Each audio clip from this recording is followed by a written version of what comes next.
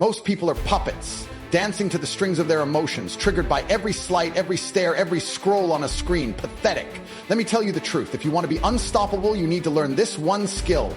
Act as if nothing bothers you. You walk into a room, people are watching, some are judging, some are waiting for you to trip. Good, let them. You don't flinch, you don't blink, you don't react. Because the moment you react, you give them power. Power over your emotions, power over your image. You become their toy. You want to win? Then understand this. The world respects composure. Not tears, not tantrums, composure. You act like nothing phases you, and suddenly you control the tempo, you set the tone. You become the lion among sheep. They lie to you. They say, express yourself. They say, be vulnerable. Sure, cry on TikTok and see how fast they devour you. This world doesn't hand out sympathy. It hands out consequences. You walk around showing weakness, and guess what? You attract predators. So what do? You wear your face like armor, ice in your veins, fire in your gut, but nothing on your face. That's how you win. You think the strong don't feel pain? Wrong. They just don't show it. You want to be dangerous? Then master the art of silence. Let them think you're unbreakable, even when the world is collapsing around you. That's power. Because when you're calm in chaos, you dominate. You outlast, you win.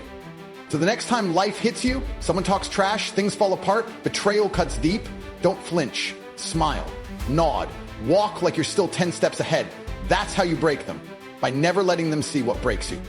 Trick. Act as if nothing bothers you. Eventually, nothing will. Emotional control is power. Most people today are slaves to how they feel. Someone says something disrespectful and they react. Someone cuts them off in traffic and they explode. They let the outside world dictate their internal state. That's weakness. That's exactly how you get manipulated, dominated, and outmaneuvered in life. When you can't control your emotions, you're handing the steering wheel of your life to the next person who knows how to push your buttons. Think about it. Every time you get angry, sad, offended, or insecure because of someone else's words or actions, you're admitting that they have more power over your mind than you do. That's a dangerous place to live. If someone can control you with a sentence, you're not free.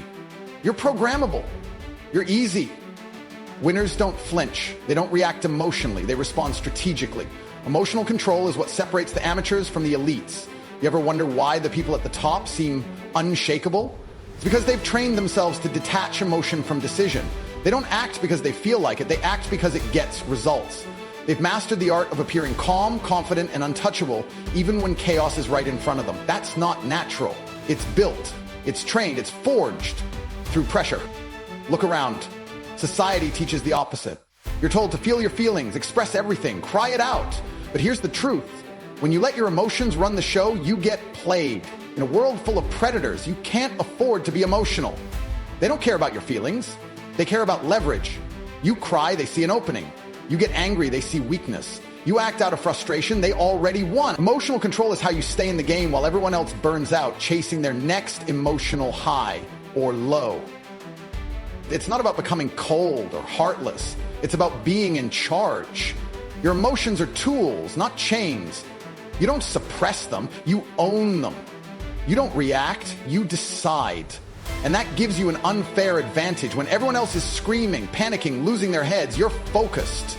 You're locked in. You're still making moves. Because while they're busy feeling, you're busy executing. You want to be respected? You want to be feared? You want to be unstoppable? Then emotional control is your foundation. People admire the man who keeps his cool under pressure. They follow the one who doesn't crack when things go south. That's the person who wins every time. When you master your emotions, nothing can touch you. And when nothing can touch you, you become untouchable. That's power, not an objection. That's how you lead. That's how you dominate. Perception is reality. The way people see you becomes the way they treat you. It doesn't matter what's going on inside your head. If you walk around looking nervous, anxious, weak, or unsure, that's exactly how the world will respond to you. People don't have access to your thoughts. They judge you based on what you project. Your posture, your expression, your tone, your energy, that's what people pick up on. I mean, whether you like it or not, they're constantly analyzing you, sizing you up, deciding if you're a leader or a follower, a lion or a lamb. If you could be the most intelligent, kind-hearted, hardworking person alive, but if you present yourself like a mess, nobody will care. Life doesn't reward what's on the inside unless the outside matches. That's why people with less talent or substance often win. They understand the power of perception. They walk with confidence, speak with certainty, and move like they own the place. And because of that, people believe them, respect them, and follow them. Not always fair, but it's real. When you act like nothing bothers you, you send a message that you're in control. You create an image that you're emotionally disciplined, mentally strong, and above petty drama. That image makes people treat you differently. They don't try to provoke you as much. They second guess challenging you, and they often back off before things even begin. Why? Because they sense something solid, unshakable, and in a world where most people are fragile, being seen as composed is rare and powerful. Most people live reacting to everything. Someone says something and they're instantly emotional. They wear their stress and insecurities on their faces. They post it online. They look exhausted. They speak like victims. And all of that reinforces to the world that they are not in control. They are easily moved. So the world pushes them around more. It's not cruelty, it's instinct. Just like in nature, weakness attracts dominance. When you flip that and master your presence, your image, your demeanor, you start to bend reality. People assume you're confident, successful, and dangerous even before you say a word. Your silence becomes powerful. Your calm becomes intimidating. People start second-guessing themselves around you. They wonder what you know that they don't. And that's where the advantage begins. It's not about being fake, it's about being intentional. If you let the world see fear, insecurity, or hesitation, they'll give you reasons to feel even more of it. But if you choose to present yourself like a force, calm, clear, composed, people will believe it. And eventually, you will too. Your behavior trains your brain. When you act unbothered long enough, it becomes real. You stop reacting. You stop explaining yourself. You walk through chaos with your head high because you've built the habit of power. Perception isn't just a game, it's the first battlefield you win before anything else even starts.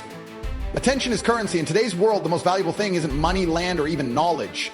It's attention. Everyone is fighting for it, spending it, manipulating it. The moment someone knows they can get a reaction out of you, they own you. Your emotions become their playground. They can make you mad, sad, insecure, jealous, or defensive with just a few words or a glance. You're done. You've given them access to your mind for free. You've given away your value. You've paid them in attention. The reason most people stay stuck is because they waste their energy reacting to everything. Someone criticizes them. They feel the need to respond. Someone disrespects them. They lose control.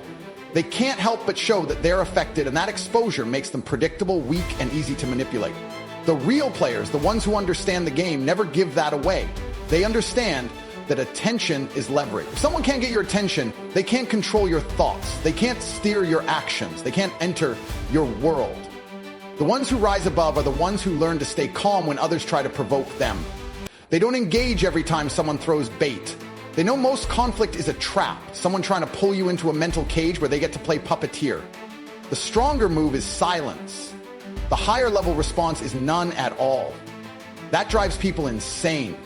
When they can't read you, when they can't shake you, they start to question themselves. They start to lose power because you've refused to feed them what they crave, your attention.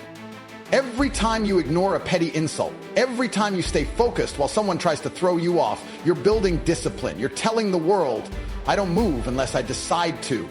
That's power. Not being reactive, not needing to correct every false claim, not rushing to prove your worth to people who aren't even on your level. That restraint builds mystery, because the ones who truly have value don't have to explain it, they make others chase it. Attention is what people crave more than anything. Once they realize they can't get it from you, they move on. They find easier targets, but if you feed them, if you let them see they're getting under your skin, they keep coming back. They grow stronger off your reactions. You become the entertainment, you become the source of their confidence, and all you've done is spend your most valuable resource on someone who doesn't deserve it. In any room, in any situation, the one who can stay emotionally still has the upper hand. Not because they don't feel, but because they've learned not to give their focus away for free. You want to be respected? Learn to starve people of your attention when they haven't earned it. If someone can't trigger you, they can't touch you. That's how control is built, by keeping your attention guarded like the gold it is. Chaos is opportunity. Most people panic the moment things go wrong. Their brain freezes, their emotions explode, and they collapse under pressure. They've been trained to seek comfort, predictability, and safety. The second that's threatened, they fall apart. But the rare few, the ones who win, see chaos differently. They see it as a weapon. They see it as their moment to rise while everyone else crumbles. When others are losing their minds, they lock in. When others retreat, they move forward. That difference in mindset is everything. In chaos, the playing field resets. Title, status, and talk mean nothing when the heat is on. You find out who's real and who's pretending. When everything is falling apart, people look for leadership. They look for someone who isn't panicking, who isn't confused, who isn't reacting emotionally. That's where control is seized. That's when presence and discipline become the most valuable traits in the room. The man who stays calm in the storm instantly becomes the center of gravity. He doesn't need to shout. His energy speaks louder than words. He becomes the default leader, not by claiming the role, but by being the only one capable of carrying it. Courage isn't a disadvantage, it's a filter. It separates the weak from the strong, and the strong use it. They understand that high-pressure situations are where respect is earned. You don't gain power in comfort. You gain power when everything goes sideways and you still perform. That's how dominance is built, by showing that nothing can break your focus. While others complain, you solve. While others freeze, you act. That makes people trust you. That makes people fear you. It's not talent, it's composure. Well, the throne. But they don't want the fire that comes with it. They want success, status, and recognition. But the moment real problems show up, they mentally check out. That's why they never make it. Because the truth is, every level you want to reach comes with chaos. You want to lead a team, run a business, dominate a space, you better be ready to absorb pressure like a machine. The world doesn't stop throwing punches, you just get stronger at taking them. The trick is not to avoid chaos, but to train in it. Make it your element. Whether it's conflict, uncertainty, betrayal, or failure, use it. Let it harden you. Let it sharpen your instincts. Chaos isn't the enemy. Emotional instability is. If you can stay cold and clear when it's loud and messy, you instantly gain an edge over 99% of people. Because everyone can perform when it's easy. It's only the disciplined ones who can perform when it matters most. Every storm is a test. Every mess is a stage. You either melt in it or rise through it. And once you prove that you're unshaken by chaos, you become the one others follow when the world loses its grip. That's where real power begins, right in the middle of the storm. Master the mask. Life is not just about who you are, it's about who you appear to be. You can be skilled, disciplined, and intelligent, but if you present yourself like you're unsure, weak, or unstable, that's how the world will respond to you. People don't see your thoughts, your values, or your effort. They see your expression, your body language, your tone, and your energy. That's the mask. And if you don't learn to control it, it will control you. You have to understand that every room you walk into is a stage, whether you're meeting a client, confronting a rival, speaking in front of a crowd, or simply entering a room. People are scanning you instantly. They're not listening to your resume. They're watching how you stand, how you move, how you react. And once they form that first impression, they filter everything you say and do through it. If you walk in looking defeated, looking uncertain, you've already lost half the battle before you even open your mouth. People want certainty. They gravitate toward those who seem in control. If you want to lead, dominate, and command respect, you need to wear the right mask. That doesn't mean being fake. It means understanding the difference between what you feel and what you show. You can feel pain but show strength. You can feel fear but move with confidence. That's not deception, that's discipline. That's emotional maturity. You don't let the world see your lowest moments unless it serves a purpose. You control what version of you they experience. Weak people show everything.